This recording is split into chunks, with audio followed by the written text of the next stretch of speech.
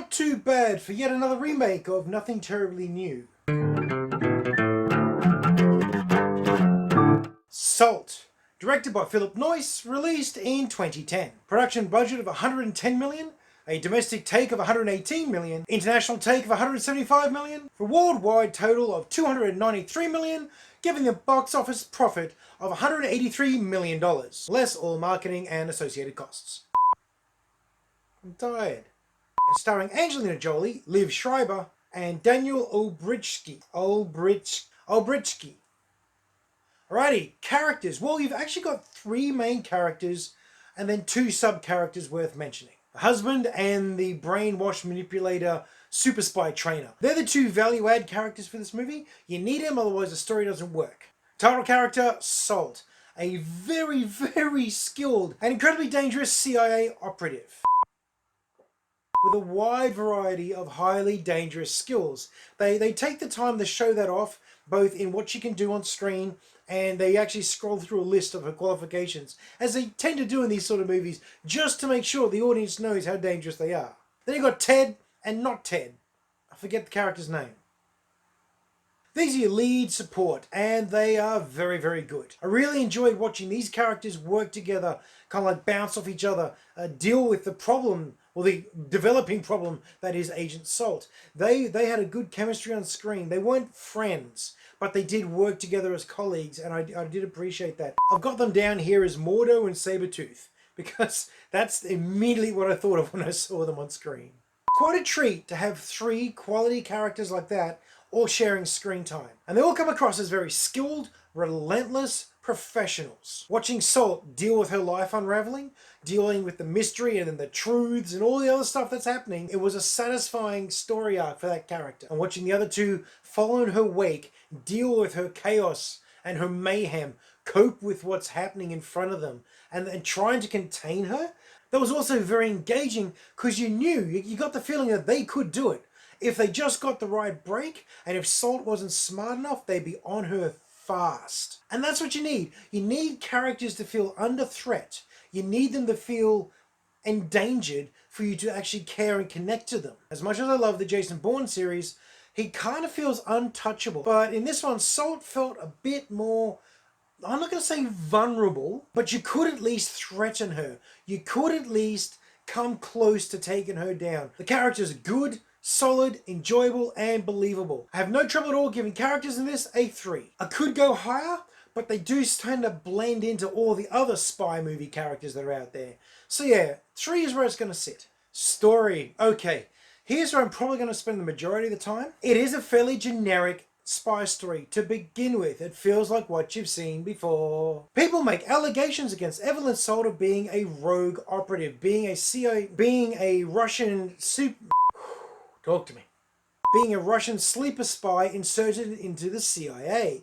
And it goes exactly as you suspect. Some believe the claim, others don't. They disagree. They have different ways of wanting to go about it.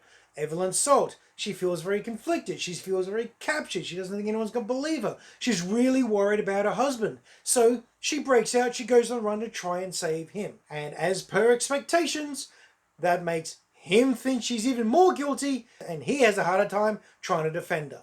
It's very standard fare, like I said. She runs off, she finds that the husband is missing, assumed kidnapped, so she goes on the run to try and find and save him. The more she runs, the more guilty she looks, and everyone starts to believe. All of them start to believe that she is in fact the Russian spy. If you haven't seen the movie and you don't want to be spoiled, then you know what, go watch one of my other videos, because I need to talk about this.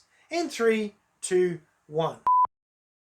The twist that I was not expecting is the fact that she is a Russian sleeper agent. And the whole thing about it is true. She really was sent into America to infiltrate the CIA and to be placed and ready to execute a mission. But the delightful little twist is she gets married. She gets married to the spider guy. And that shifts her entire loyalty. Over the X amount of years of being this sleeper agent, she's become loyal to him. Maybe the country, you never really find out about that, but mainly him. And she'll do whatever she can to protect him. She'll even pretend to go along with all the missions, because there's a couple of tricky things she does in this where she looks like she does exactly what they want her to do. But you don't find out to the end that she actually doesn't. It's very clever the way they do that. And you know what? It would have probably all gone very well for them, and she would have pretended and got her husband and ran away and disappeared. Except they killed the husband to test her loyalty. And then she went, nah, you all die now, and that's exactly what happens. Bang, bang, bang, bang, bang, and boom. Very satisfying scene, I've got to say. Then from there, she's out to stop the mission. She's got to go and stop the mission and find out who's on the inside and stop them and save the day. And save the day she sort of does. Except for once in one of these movies, she saves the day, but she's also broken 10 million laws. So the movie ends with her having saved the day, but she's now on the run still hunting more bad guys, still going to be hunted by the good guys, and the only person that knows that she's actually on their side can't say diddly about it, because then he'll get arrested as well. So like I said, this movie, when it took the standard approach, turned it on its head, did a whole bunch of very cool things in there, and ended up in a place that not many of these movies do. To be honest, even Jason Bourne had a tidier ending than this one. Sets it up for an amazing sequel, which it doesn't look like it's ever going to get. Makes me cross, but you can live in hope. If we're going to be getting National Treasure 3, we might get Salt 2. But as for story impressed me. The way they went about it, I really enjoyed that. I'm going to go ahead and give story a 4. It's always nice to get something new out of a very common genre. Look and feel, well, it looks and feels like a high quality spy action drama. And that's exactly what it is. There's not much I can tell you. The car chases are amazing. The gunfights are good. The action sequences are well shot. The sets are great. The location filming's great. The suits, the clothing, the battle damage, the debris, everything looks believable. This movie invites you to come along, sit down, and invest in some extreme foolishness. And you do. You happily suspend your disbelief and just enjoy what's in front of you because it's so well polished, so well presented, and just inviting. You want to be on this ride. You want to be on the story. I cannot remember an action sequence, a cut, or an editing choice that pulls you out of this movie. And when they're using CGI, which has to be in here somewhere, I think there's a couple of scenes where I figured that must have been CGI in there someplace, you didn't really notice it. It just augmented the reality that was being presented to you. CGI and special effects are a supporting layer in this film, not a primary layer, because they never pushed it to the point where disbelief was threatened or starting to fracture or bubble. Now the story is insane, the story is ridiculous, but Cold War possible. Some very strange things have been confirmed as fact from that period, but nothing that the look and feel does pulls you out of the movie. It's got some of the best car chase scenarios I've seen since the first Bourne movie. Watching Salt leaping and bouncing from truck to truck to truck while they're on the highway, that was crazy. I really liked that. So the score for look and feel in this is a very easy 3. Script and dialogue, well, this holds up to the quality of the rest of the film. And it feels real. It feels believable. You feel like that you're just listening in to people talking at times. Look, for example, when it's Salt and Ted just sitting in the office having a chat, talking like office pals. It's really quite, well, engaging. You honestly feel like you're listening into a private conversation. And it's not even about anything particular. It's just them chatting. As a result of that, when everything else starts happening in the film, you actually feel that there is a connection between these characters. And they really do actually care what each other thinks. They never rush their delivery either. They take their time to tell the story. You don't just get one massive exposition dump. They just pace it out throughout the movie. You get all the information you need for the finale to make sense. You get everything you need to know.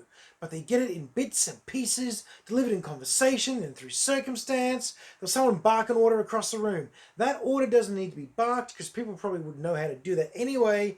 But they do it in such a way that it lets you know what's happening but doesn't sound out of place. And as for Agent Awesome, the guy who's primarily on the trail of Salt, the one who really wants to bring her to justice and eventually figures out that maybe she's not the bad guy they think she is. His change of mind, his change of heart on the whole matter takes the whole movie and isn't solidified to the last couple of minutes. They do not rush his arc at all. They just present his reasoning as excellent. But they present everyone's reasoning as excellent. In fact, nothing really goes wrong in this movie with all their characters and styles. I'd say until the very end where your suspension of disbelief is stretched to snapping point. But then they do dial it back and the movie continues, actually surprisingly, Surprisingly, the movie doesn't end where you think it's going to end. It ends a little bit further on. And the ending feels good. The ending is a satisfying ending. They make it easy to believe and easy to enjoy, which means it was probably very, very hard to write. You know what I mean? So often in these sorts of movies, when you stop and think about the dialogue, you go, yeah, that's trash. No one would actually speak like that, think like that, act like that. This one makes it a lot more believable. Some really stupid, crazy ideas, quite palatable, especially when everyone reacts the way that you'd expect people to react. So as a result of all that, the score for this is going to be a 3.5. They've really done a very nice job with this. Fun factor. Interesting. Despite how much I really enjoyed this movie, and I really did actually, the story's great, the dialogue's great, the characters are good, everything knits together really well. The biggest problem with yet another spy story is that it's yet another spy story. A good version, yes. A fun version, yes. But just more of the same stuff. There's nothing actually wrong with the film. I've just seen it before. A lot. I mean, it's on my favorites list. You know, if someone said, do you want to watch Salt? I'd go, yeah, sure. But if it was, do you want to watch Salt, Jason Bourne, or Mission Impossible? Then I might have a problem. Love to see Philip Noyce do a Marvel movie. That'd be cool. I'd love to see his style in the MCU. I think I'm going to give this one a 3. Which is, as you know, my standard for good. Actually, I'd love to see him do a Green Arrow movie. That would be something else. Final score time, and you add all these up and you get yourself a 16.5. This is a good movie. This is a good time. Do I recommend it? Absolutely. If you like your spy action thrillers, this is some fun. If you want a bit of a laugh as well as a fight, this isn't it. This is a very serious movie. There are no laughs to be had in this film. No time for giggles when you're busting skulls. She takes down people hard in this. Well, there's my review for Salt. Hope you enjoyed it. Has anyone else seen this movie? And as usual, what did you think of it? Would you be keen for a sequel? Or how about a crossover with another character from another franchise? That could be a lot of fun. Please like, share, and subscribe. But most importantly, I hope you're having a great week and you go and find some time to watch a movie.